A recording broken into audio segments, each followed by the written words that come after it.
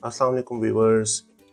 उम्मीद है आप खैर खैरियत से होंगे, ठीक ठाक होंगे, खुशबाश होंगे। प्रोजेक्टेबल्स के प्लेटफॉर्म से हम आपको खुशामदीद कहते हैं। इन्फो इन शॉर्ट के हवाले से आज हम अपनी थर्ड एपिसोड करने जा रहे हैं, जिसका टॉपिक है operating system.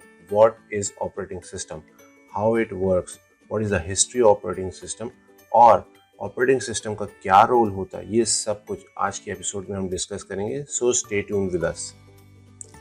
What is operating system?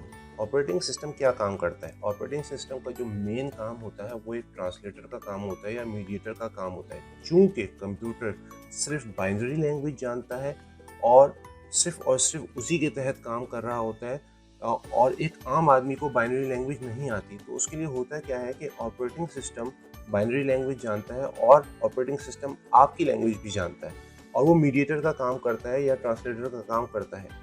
जैसे कि फ़र्ज़ करें आपके पास एक माइक्रोसॉफ्ट वर्ड की फ़ाइल है जो कि जिसमें आपका बायोडाटा या कोई लेटर आपको प्रिंट करना है, तो उस सूरत में होगा क्या, आप प्रिंट का बटन दबाएंगे तो उसके पीछे मैकेनिज़्म ये चलेगा कि ऑपरेटिंग सिस्टम, जैसे कि विंडोज़ या लिनक्स, जिस ऑपरेटिंग सिस्टम पे आप काम कर रहे हैं, या मैक ओएस, वो ऑपरेटिंग सिस्टम आपकी कमांड को रिसीव करेगा और उसको कंप्यूटर लैंग्वेज में ट्रांसलेट करेगा या बाइनरी लैंग्वेज में ट्रांसलेट करेगा, और फिर वो कमांड एक हार्डवेयर को जाएगी।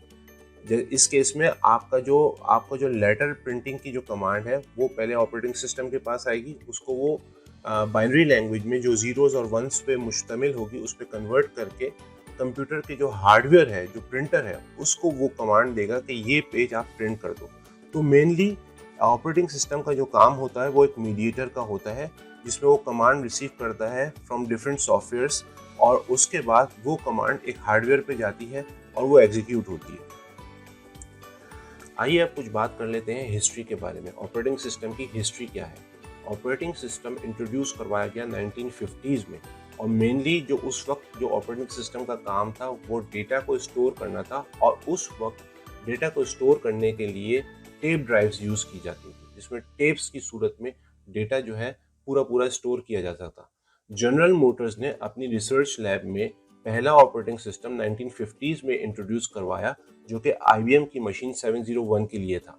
1960s में ये डिस्क ऑपरेटिंग सिस्टम को मज़ीद आगे बढ़ाया गया और इसको यूनिक्स, जो कि बहुत ही यूँ समझ लें पायनियर है, यूनिक्स ऑपरेटिंग सिस्टम, यूँ समझ लें बिल्कुल जो शुरुआत है ऑपरेटिंग सिस्टम की वो यूनिक्स ऑपरेटिंग सिस्टम से होती है, वो इंट्रोड्यूस करवाया गया, जिसमें आपकी जितनी भी डेटा है वो टेप ड्राइव की जगह डिस्क, जो कि हम आजकल हम हार्ड डिस्क के सूरत में हम जानते हैं, डिस्क की सूरत में डेटा को स्टोरेज के लिए मुतारिफ करवाया गया। इसके बाद 1981 में माइक्रोसॉफ्ट ने अपना पहला ऑपरेटिंग सिस्टम मुतारिफ करवाया, जो कि एक टेक्स्ट बेस्ड ऑपरेटिंग सिस्टम था, जिसमें सिर्फ और सिर्फ टेक्स्ट की कमांड चलती थी, जिसको हम डॉस कहते हैं, डिस्क ऑपरेटिंग सिस्टम। फिर 1985 में माइक्रोसॉफ्ट ने अपना विंडोज सिस्टम का पहला वर्जन इंट्रोड्यूस किया, जिसमें पूरा पूरा ग्राफिकल यूज़र इंटरफेस को मुतारिफ करवाया गया, जिसको हम GUI बेस्ड ऑपरेटिंग सिस्टम भी कहते हैं। और साथ ही साथ इसने अपना डॉस को भी उसके साथ जारी रखा, जो कि आज तक ऑपरेटिंग सिस्टम में डॉस या कमांड प्रॉम्प्ट जो है उसका पार्ट है, जो कि आप विंडोज़ 10 की सूरत में देखते हैं। आइए हम डिस्कस करते हैं अब main features of operating system. बहुत सारे इसके फीचर्स हैं, लेकिन इस एपिसोड में हम जो मेन फीचर्स हैं हम उनको डिस्कस करेंगे कि ऑपरेटिंग सिस्टम के मेन फीचर्स या मेन रोल क्या है। प्रोग्राम एग्जीक्यूशन, किसी भी प्रोग्राम को एग्जीक्यूट करना। जैसे प्रोग्राम कुछ भी हो सकता है, आपका अपना बनाया हुआ सॉफ्टवेयर हो सकता है, किसी कंपनी का बनाया हुआ सॉफ्टवेयर हो सकता है, माइक्रोसॉफ्ट ऑफिस हो सकता है, कोई भी प्रोग्राम हो सकता है, उसको एग्जीक्यूट करने के लिए ऑपरेटिंग सिस्टम का ही मेन किरदार होता है।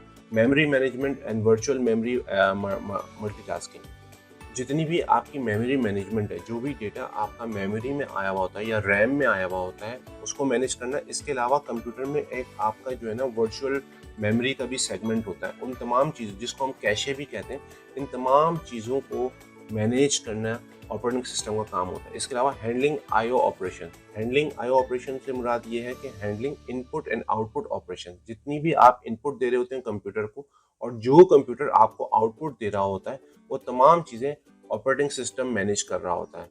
Manipulation of file system. जितनी भी आप फाइल्स बनाते हैं, माइक्रोसॉफ्ट वर्ड की फाइल हो गई, कोई आपकी प्रेजेंटेशन हो गई, कोई आपका सीवी हो गया, कोई लेटर हो गया, कोई भी फाइल हो गई आपकी, या नोटपैड की कोई भी फाइल हो गई, उन तमाम फाइल्स को ये मैनेज करता है, ऑर्गेनाइज करता है। ये भी एक मेन रोल है ऑपरेटिंग सिस्टम का। इसके अलावा error detection and handling. Error detection and handling से मुराद ये है कि सपोज करें आपके पास कोई प्रिंटर अटैच है कंप्यूटर में, लेकिन उसकी जो तार है वो पीछे से निकली हुई है और आप कोशिश कर रहे हैं कि प्रिंटर से आपका कोई प्रिंट निकल आए। तो इस सूरत में होता क्या है कि ऑपरेटिंग सिस्टम आपको एक एरर प्रोड्यूस करता है जिसमें लिखा हुआ ये होता है कि ये प्रिंटर जो है इस वक्त अटैच नहीं है या अवेलेबल नहीं है। तो इस तरह के जितने भी एरर्स हैं वो तमाम चीज़ें जो हैं वो ऑपरेटिंग सिस्टम खुद हैंडल कर रहा होता है। Resource allocation.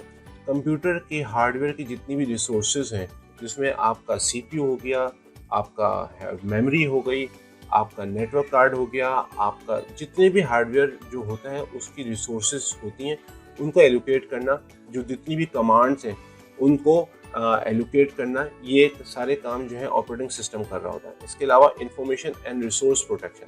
आपकी जितनी भी इंफॉर्मेशन आपकी फाइल्स में सेव हुई होती हैं उनको प्रोटेक्ट करना और उनका बैकअप रखना, ये बहुत अच्छे तरीके से मेंटेन कर रहा होता है operating system.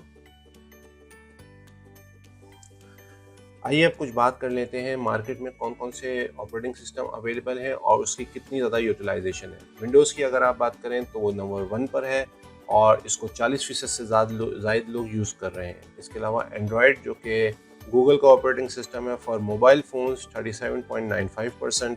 iOS operating system for mobile phones Apple के हवाले से 15.44%। मैक ओएस, जो कि एप्पल का ऑपरेटिंग सिस्टम है for laptops and computers, 4.34%। Linux, जो कि यूनिक्स का ही एक फ्लेवर है, 0.95%। क्रोम ओएस, जो कि गूगल का ऑपरेटिंग सिस्टम है for light weight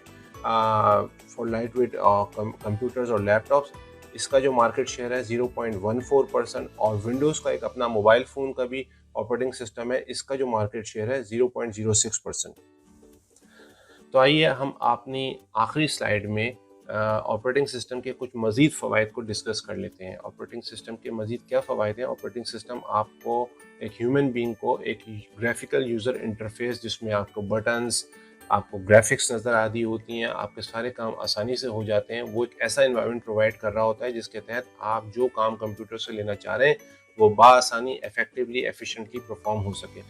operating system आपके तमाम डेटा को सिक्योर इन्वायरमेंट के तहत पूरा स्टोर कर रहा होता है, जिसके तहत आपके जो डेटा है, जो भी आपकी इंफॉर्मेशन है, उसको बहुत ही आसानी से सेव किया जा सकता है, स्टोर किया जा सकता है और बाद में रिट्रीव भी किया जा सकता है।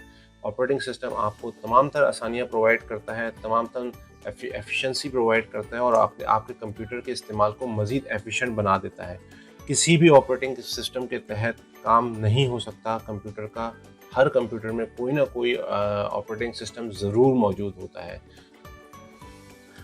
उम्मीद है दोस्तों हमारी आज की वीडियो आपको पसंद आई होगी। अगर आपको पसंद आई तो प्लीज़ हमारी वीडियो को ज़रूर लाइक करें, चैनल को सब्सक्राइब करें और बेल आइकन को क्लिक करना ना भूलें, so that you can have all videos on time. तो मिलते हैं एक नई वीडियो के साथ। टिल देन, अल्लाह हाफिज़।